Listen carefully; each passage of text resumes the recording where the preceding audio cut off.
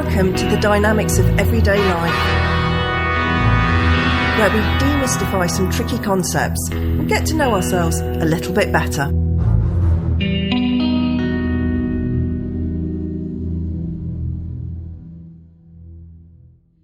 Welcome back to the dynamics of everyday life.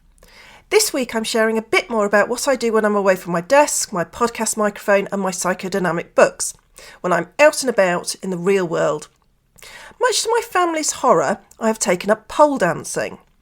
I think I've mentioned this on a previous episode, but after having quite a challenging year last year, my confidence was more than a bit dented. Now, you'd have only known this if you knew me well, as I didn't share it with the outside world, but I knew it, and I knew that I needed to do something to help me get back on track. After considering many options, I decided to give pole dancing a go. I love learning new things, and I wanted to try something that I could be an absolute beginner at and have a sense of achievement when I made some progress. I emailed a local studio, and as luck would have it, they had a beginner's class that evening. No time like the present and all that. That was 6 months ago, and since then I've made significant progress. But most importantly, I absolutely love it. So much so that I've agreed to be in the summer showcase. It's all about having fun and taking part, right? And the footwear, who doesn't love a ridiculously high heel? Obviously, there's a lot of practice involved and a lot of rehearsals. And at the first meeting of our beginners group, who are going to be doing the routine together, there was a lot of chat about our favourite moves.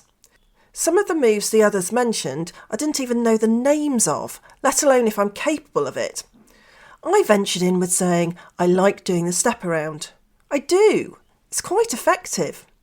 However, it's also incredibly easy, particularly compared to some of the other moves that we can think about. My teacher, and she's in a similar age bracket to me, but light years ahead of me in pole ability, as what she can do is really quite incredible, gave me a serious stare and she said, in a firm but loving way, you can do more than the step around. She's been teaching me for about 6 months now, both in a group and privately, so she's got more than a good idea of my level. This wasn't just a platitude. It wasn't like a, you got this, which is bandied around by people who actually have no idea whether or not you've actually got this. And this comment has stayed with me ever since, because in life, we often do think we can't do as much as we actually can. During my first coach training, there were a lot of generic statements thrown around. One of them that I really didn't like, and believe me, there were plenty, was stop playing small, or some kind of variation on this. Now, this is clearly a motivational snippet with nothing much behind it. What does playing small look like? How are you going to stop playing small? What does playing big look like? Then we'd often go straight into the time to unlock your full potential type comments. These just make me want to weep. I'm going to be a bit controversial here. This doesn't do anything for anyone. It's meaningless.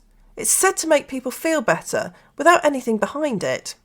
But this comment about the step around has stuck with me because it's true. I can do more than the step around. But in my mind at that moment, I was truly terrified about thinking that I could do anything more complicated, particularly in front of people. I really didn't think that I could, even though, on reflection, my teacher's right. I can do more than the step around.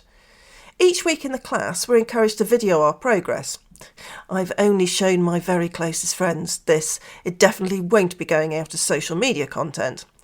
And I wasn't sure about videoing myself at first, but my teacher's absolutely right about why this is important, because I now have evidence that I can do more than the step around, and some things I can do way better than I realise. This doesn't just happen in the world of pole dance. When I look at my business 12 months ago and where it is now, it's a world away.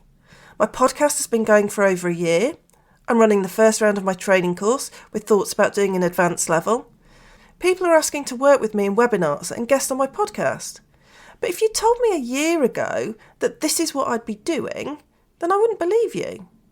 I'd want to believe you, And maybe rationally, I'd know that it would be possible. But would I see myself doing it? I'm not sure. And yet here I am, doing just that. This isn't because I had some kind of road to Damascus style moment. Circumstances did direct me this way.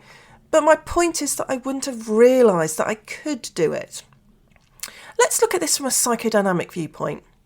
Why do we think that we can't achieve as much as we can? I think there are a few key things going on here. It won't surprise you to learn that our defence mechanisms are coming out to play again. And this is because there's a lot of anxiety floating around. And remember, we'll do absolutely anything we can to avoid feeling anxious. And there are lots of reasons why we might be feeling anxious. There might be fears around seeming arrogant. We may be worried about failing and what people may think. We may be concerned that we've taken on too much. And we might also not have faith in our abilities. As a way of easing that anxiety, we might believe we need validation or permission from someone else. I've done many coaching sessions with clients, and I've noticed that it feels like, on an unconscious level, they're asking for my permission to take action. And that's not mine to give. We may also be acting out some tried and tested family dynamics here. Always the one in your family who stood back and let others take the limelight or have their needs met first? It might be that you were never the one who was allowed to let your light shine, or there wasn't any faith in your abilities. This then becomes a message that you internalise, and so it gets played out in other areas of your life. There could be some transference in the mix. Remember, transference is where we reenact past dynamics with our earliest caregivers, with people in the present day. If we were always told as we were growing up that we weren't able to do something, then that's what we're going to hold on to, regardless of whether or not that it's true. My invitation for you this week is to consider where in your life you might be deciding that you aren't good at something, when actually you're capable of far more than you realise. What might be going on for you here? Are you feeling anxious? Or could it be a well-worn dynamic that's playing out for you? In my example, it's definitely to do with anxiety. I wasn't particularly athletic or sporty growing up, and that's a message that I've internalised. Now I realise that I wasn't in the right environment for me. I'm not interested in being part of competitive type sports or activities, unless it's watching professional tennis, especially when Stan or Matteo are playing. So an all-girls school was never going to bring out the best in me in that department. Even though I'm now in the right environment, where it's all about learning and support, it's still going to activate a couple of old defences. Having the awareness now hopefully means that I can try and catch it and work on it. In this way, with any luck, I'm practising what I preach, by giving myself some grace. These moments are going to sneak up on us. We're human after all. And as always, looking at ourselves at this level can be challenging and unnerving as we develop our awareness, so I'd always encourage that you do this at your own speed. If you feel you need some extra help around this, then I've put together a PDF resource sheet, and you can find the link for this in the show notes. If you'd like to have a chat with me about psychodynamics, or whether I'm the right coach, supervisor or mentor for you, then click on the link that's also in the show notes.